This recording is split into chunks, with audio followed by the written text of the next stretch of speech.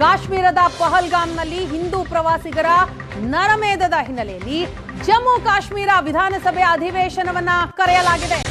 Lieutenant governor Jammu Kashmir ವಿಧಾನಸಭೆ ಅಧಿವೇಶನವನ್ನ ಕರೆದಿದ್ದಾರೆ. April 28ಕ್ಕೆ ಅಧಿವೇಶನ ನಡೆಯುತ್ತೆ. ಉಗ್ರ ದಾಳಿಯನ್ನ ಖಂಡಿಸೋದಕ್ಕೆ ಜಮ್ಮು ಕಾಶ್ಮೀರ ವಿಶೇಷ ಅಧಿವೇಶನ ಕರೆಯಲಾಗಿರುವಂತದ್ದು. ಇತ್ತೀಚೆಗೆ ವಕ್ಫ್ ಕಾನೂನಿನ ವಿರುದ್ಧ ಸದನದಲ್ಲಿ ಕೋಲಾಹಲವೇ ಎದ್ದಿತ್ತು. ಈ ಹಿನ್ನೆಲೆಯಲ್ಲಿ ಮತ್ತೊಮ್ಮೆ ಈಗ ವಿಶೇಷ ಅಧಿವೇಶನವನ್ನ ಕರೆಯಲಾಗಿದೆ. ಅದು ಪಹಲ್ಗಾಮ್ನಲ್ಲಾದಂತಹ ದಾಳಿಯ ಬೆನ್ನಲ್ಲೇ.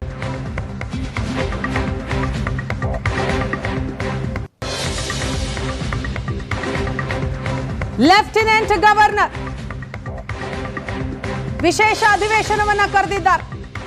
ಜಮ್ಮು ಬಿಜೆಪಿ ಶಾಸಕನ ಮೇಲೆ ಹಲ್ಲೆ ಮಾಡಿದ್ದಂತಹ ಪಿಡಿಪಿ ಶಾಸಕರು ವಿಶೇಷ ಅಧಿವೇಶನದಲ್ಲಿ ಹೈ ಡ್ರಾಮಾವನ್ನೇ ಮಾಡಿದ್ರು. ಸೃಷ್ಟಿಸುವಂತಹ ಆತಂಕ ಇದೆ. ಭಾರಿ ಕುತೂಹಲವನ್ನ ಮೂಡಿಸಿದೆ ಲೆಫ್ಟಿನೆಂಟ್ ಗವರ್ನರ್ ಅವರ ಈ ನಡೆ.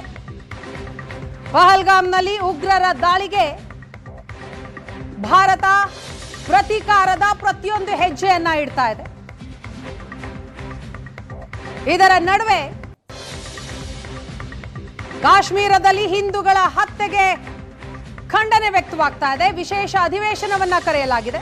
ಏಪ್ರಿಲ್ 28ಕ್ಕೆ ಅಧಿವೇಶನ ನಡೆಯಲಿದೆ.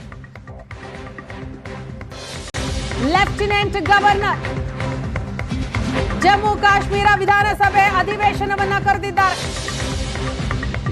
ಏಪ್ರಿಲ್ 28ಕ್ಕೆ ಅಧಿವೇಶನ ನಡೆಯುತ್ತೆ. ಉಗ್ರ ದಾಳಿಯನ್ನ ಖಂಡಿಸೋದಕ್ಕೆ ಜಮ್ಮು ಕಾಶ್ಮೀರ ವಿಶೇಷ ಅಧಿವೇಶನ ಕರೆಯಲಾಗಿರುವಂತದ್ದು. ಇತ್ತೀಚೆಗೆ ವಕ್ಫ್ ಕಾನೂನಿನ ವಿರುದ್ಧ ಸದನದಲ್ಲಿ ಕೋಲಾಹಲವೇ ಎದ್ದಿತ್ತು. ಈ ಹಿನ್ನೆಲೆಯಲ್ಲಿ ಮತ್ತೊಮ್ಮೆ ಈಗ ವಿಶೇಷ ಅಧಿವೇಶನವನ್ನ ಕರೆಯಲಾಗಿದೆ. ಅದು ಪಹಲ್ಗಾಮ್ನಲ್ಲಾದಂತಹ ದಾಳಿಯ ಬೆನ್ನಲ್ಲೇ.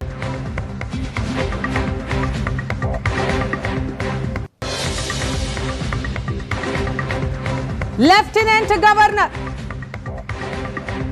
ವಿಶೇಷ ಅಧಿವೇಶನವನ್ನ ಕರೆದಿದ್ದಾರೆ. ಜಮ್ಮು ಬಿಜೆಪಿ ಶಾಸಕನ ಮೇಲೆ ಹಲ್ಲೆ ಮಾಡಿದ್ದಂತಹ ಪಿಡಿಪಿ ಶಾಸಕರು ವಿಶೇಷ ಅಧಿವೇಶನದಲ್ಲಿ ಹೈ ಡ್ರಾಮಾವನ್ನೇ ಮಾಡಿದ್ರು. ಸೃಷ್ಟಿಸುವಂತಹ ಆತಂಕ ಇದೆ. ಭಾರಿ ಕುತೂಹಲವನ್ನ ಮೂಡಿಸಿದೆ ಲೆಫ್ಟಿನೆಂಟ್ ಗವರ್ನರ್ ಅವರ ಈ ನಡೆ. ಪಹಲ್ಗಾಮ್ನಲ್ಲಿ ಉಗ್ರರ ದಾಳಿಗೆ ಭಾರತ ಪ್ರತೀಕಾರದ ಪ್ರತಿಯೊಂದು ಹೆಜ್ಜೆಯನ್ನ ಇಡ್ತಾ ಇದೆ. ಇದರ ನಡುವೆ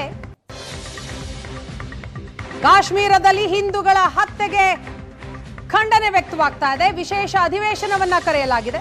ಏಪ್ರಿಲ್ 28ಕ್ಕೆ ಅಧಿವೇಶನ ನಡೆಯಲಿದೆ.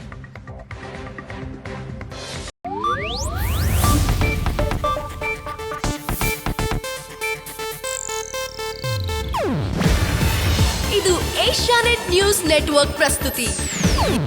ನೀವು ನೋಡ್ತಿದ್ದೀರಾ ಏಷ್ಯಾನೆಟ್ ಸುವರ್ಣ ನ್ಯೂಸ್.